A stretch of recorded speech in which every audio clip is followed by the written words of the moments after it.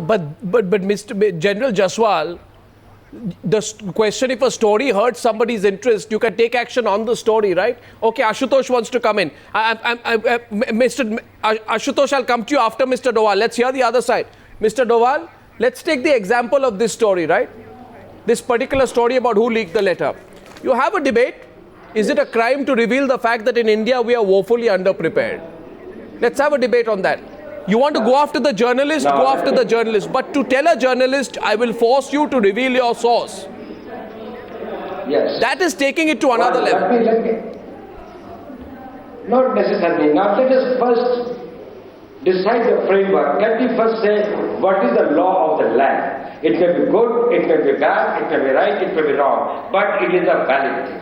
Now the law of the land and an Official Secrets Act says that if the revelation of any information unauthorizedly by a person, whether with a motive or which possibly can help the enemy, is illegal and punishable with 14 years of imprisonment.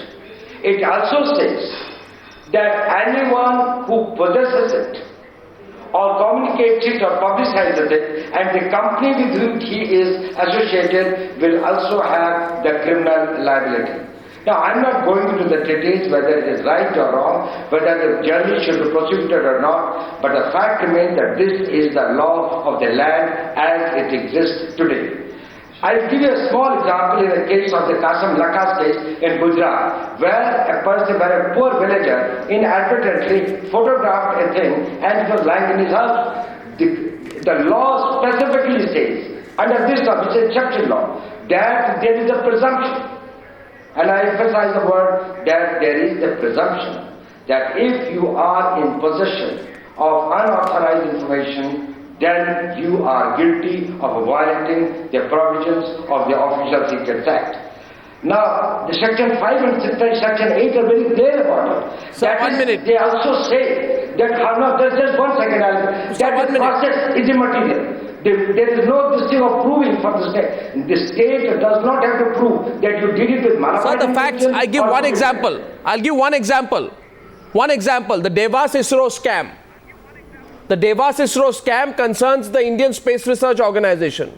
By definition, therefore, it is a classified information relating to the, certain developments on ISRO front. You can claim immunity.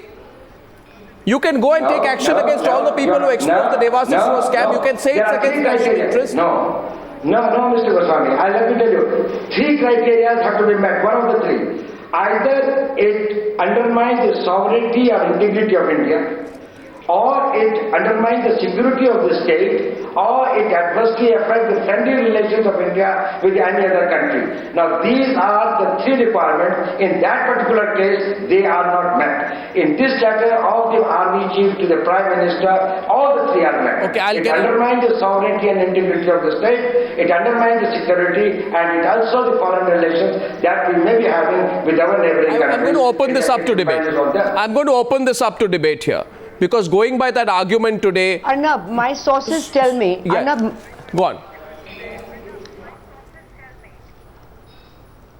Go on, Madhu. Arnab, my sources tell me that the government, the various ministries, the 2 ministries know exactly who leaked this story.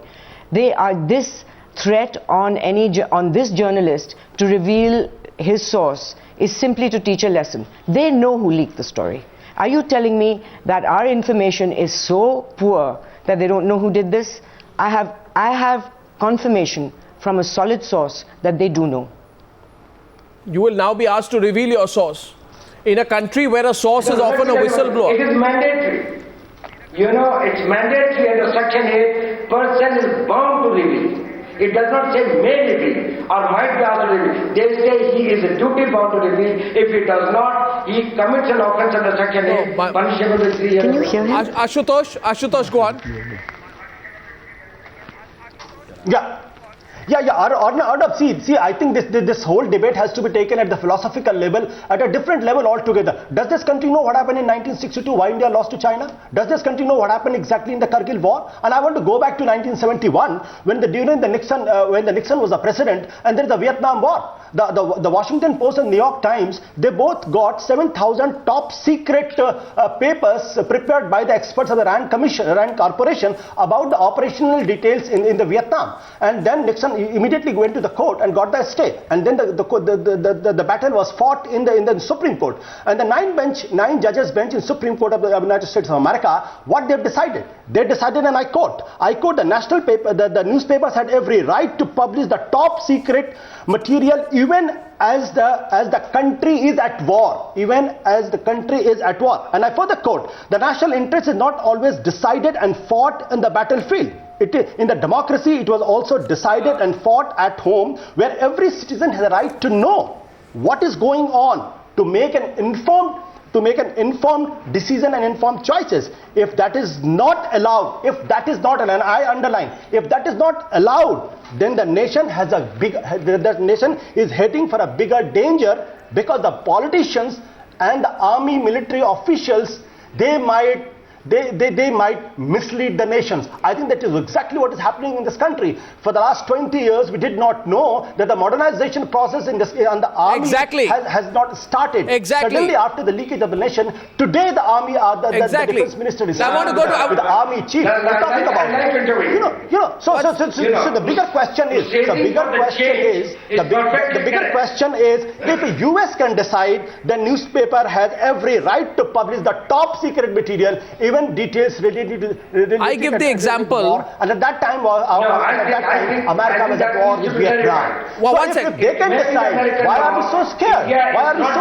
No, and in America they had the same debate as we are having. There were people who were called anti-national, and the same kind of debate that people who are exposing this stuff are not patriotic. But it was the Supreme Court decided, and that stopped the Vietnam War. Not only that, but lots of other people protesting against it. I get your point. I want to go to... It was an informed... One second, gentlemen. One second. I think I would like to say something here.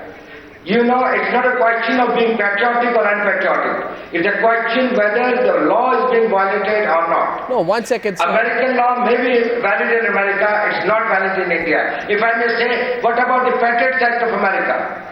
Would that become valid? I have a counter question. I have a counter question. But before I take the counter question to our panelists, let's get Kumi Kapoor also into the debate. Kumi, by this definition, there's a whistleblower in this company called BEML. The BEML whistleblower, he would be really worried, because people should be crediting the BEML whistleblower who, while serving in BEML, wrote a letter to his chairman and managing director at that point of time, bringing certain facts to the fore. Right? Now, under the present rules, that person will not get the necessary protection. He doesn't have a choice whether or not he wants his name to be revealed. In a country where whistleblowers are killed, do you buy the argument being put forth by some of our panelists? Kumi.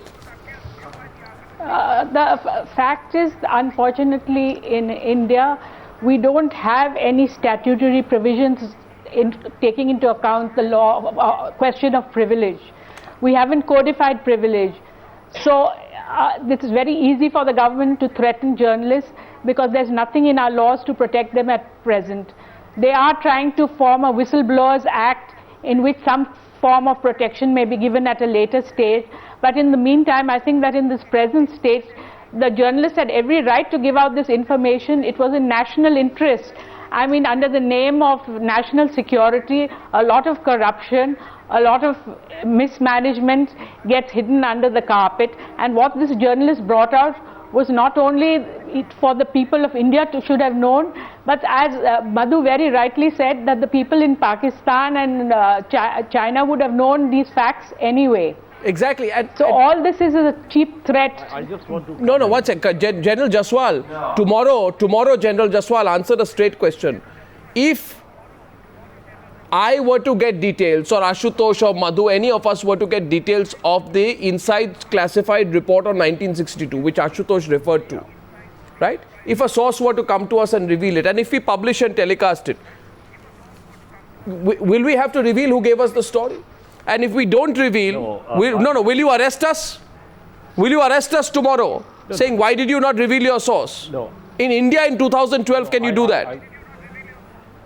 It's a good thing if in case an information is being shared. The dangerous proponent is as to how come that journalist could manage to penetrate our security system. Well, We have to take an in-house audit, not the information. It's a good thing if in case things are being shared. But the level of information which is being shared needs to be audited. And that apart, the most dangerous thing is that can anyone and everyone have an access to a confidential letter written by the chief to the Prime Minister? It is so easily accessible. Well, his source may not be disclosed in the public Mr. domain, Verma. but he has to share it. He has to share it in the court. Mi- mi- There is a ruling on this. no, he has he to can share it share in the court. information.